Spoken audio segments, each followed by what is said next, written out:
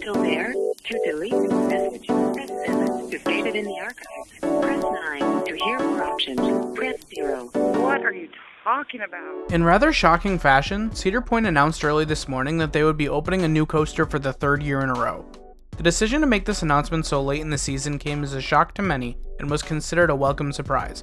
I'm personally very happy to see this addition and have kind of a unique perspective on this ride, as well as an opinion that I'd like to share. To catch you up on that, I have to tell you a story about last weekend. Last weekend was a whirlwind for me, and honestly feels really surreal. As some of you know, I'm trying to ease my way back into this channel and being a member of the media in this community, so the order of events I'm about to tell you actually gave me whiplash with how quickly I was pulled back into the media cycle. Thursday night after work at my 9 to 5, I immediately got in the car and drove down to Allentown, PA. Thanks to the amazing media team at Dorney, I had been invited to the RIP Haunt Party to celebrate the kickoff of Dorney Park Haunt. This was my first media event of the year that I didn't have to turn down for life or scheduling reasons, so I was overjoyed to go. This story relates to the Cedar Point coaster, I promise. Just stick with me on this. I made my appearance at the RIP event and put out a tweet about how happy I was to be invited to the event and how much of a great time I had. I drove back home Saturday afternoon and thought that my weekend ended there, but late Saturday night I got a call from one of my industry contacts that had seen my tweet and knew I was back in the media game. We started to catch up as we hadn't had the chance to talk in quite a while, and the conversation meandered to the impending announcement that Cedar Point would be doing in just a few days, as well as speculation on my side as to why the announcement was coming so late. My contact told me that the reason the announcement was coming so late was because it was a late edition, and that the marketing team at Cedar Point had to scramble to get their strategy together. This is where I learned that Cedar Point was getting a ride that was originally supposed to go to another park, but it couldn't quite work out. The Point had the land, and the coaster was already paid for, so it got shifted over to them at the last minute. With the announcement of Siren's Curse this morning, I decided to take a step back and analyze what I had been told and see if it lined up.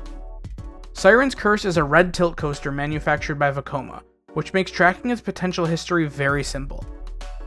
For years, there was rumors that Energylandia was getting a new-gen Vekoma tilt. The model was shown off at the IAAPA Expo in North America in 2022, which gave credibility to this rumor at the time. However, nothing seemed to come out of it for quite a while. News broke late last year that the EU funding for Energylandia was running dry and the park had terminated the contract for this tilt coaster. This was sad news for coaster fans who hoped to be able to ride a new-gen tilt. However, in June of this year, red Vekoma tilt track was seen covered by a tarp in the parking lot of Six Flags Mexico. It seemed a sure bet that the second time was the charm, as Six Flags Mexico promised that no trees would be cut down during the building of their new coaster, and even showed off the plot of land on which it would sit. All seemed good until mid-August, when all of the parks in the new Six Flags chain had made their announcement, and we hadn't heard a peep about the new tilt coaster clearly being staged in a parking lot. Fast forward to now, and we have a red tilt coaster being built at Cedar Point as a last-minute addition with a late announcement. In my opinion, all signs point to this coaster being the 3-time hand-me-down before finally being built in Sandusky, Ohio. I really have no problem with hand-me-down rides, but the real topic I want to discuss is whether or not Cedar Point was the right landing place for this ride. The common theory that I've seen floating around is that Cedar Point is opening this ride as some sort of apology or reparation for the Top Thrill 2 situation. I'm not going to dive too deeply into Top Thrill 2 right now, I'll save that for a later video, so subscribe if you want to see that. But if you aren't caught up on the status of this ride, Top Thrill 2 operated for less than a week after opening to the public and remained closed for the rest of the year. This has generally been regarded as a major failure by the community as a whole. The idea is that Cedar Point was gifted Siren's Curse to make up for the fact that, at least by public perception, they failed to deliver on their promise to open a big new thrilling coaster this year.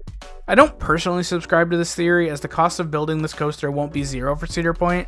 They have to reroute Perimeter Road to go around this new plot of land as well as dig a tunnel. The tunnel in particular is going to be quite the lift. Due to the location of this plot of land in the park and how close it is to the bay, the water line for this plot is just a few feet below the ground. Logistically, they're going to have to come up for a solution for how to keep that tunnel dry, especially during floods. In terms of where else this ride could have gone, I believe I've identified 3 parks which should have landed this coaster before Cedar Point. These 3 parks are Valley Fair, Michigan's Adventure, and Darien Lake. These parks are all lower tier parks compared to the crown jewels in the chain, and have seen little to no love in terms of new rides for quite a while. A modern looping coaster would do wonders at any of these parks, and the marketing power alone would be a great test to see if these parks are more valuable than previous management had considered. These parks are small enough that the chain clearly doesn't want to take a big budget hit to invest in them, so a hand-me-down ride that was paid for pre-merger seems to be a slam dunk across the board. I do see a few reasons why these parks may have not been selected, and I'd like to share them in an interest of being fair. For Michigan's Adventure, the park is self-sustaining as it is. It doesn't really require any additions or investments to be a profitable park.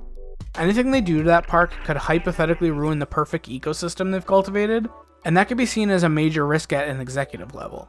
As for Valley Fair, they've gone on record in saying that they simply don't have the infrastructure to meet demands that a new coaster would create. I do not believe a quick addition would fit them at all because of this alone. Finally, Darien Lake. Honestly, this park is a massive question mark in terms of where it'll end up within 5 years. With rumors of a corporate structure shift coming in the next year, I assume that they don't want to take a risk on putting a new coaster at a park that may or may not have a stable marketing department within the next year.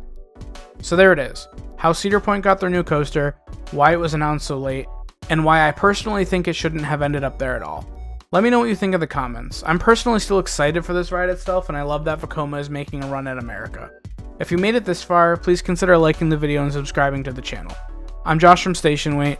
Have a great day.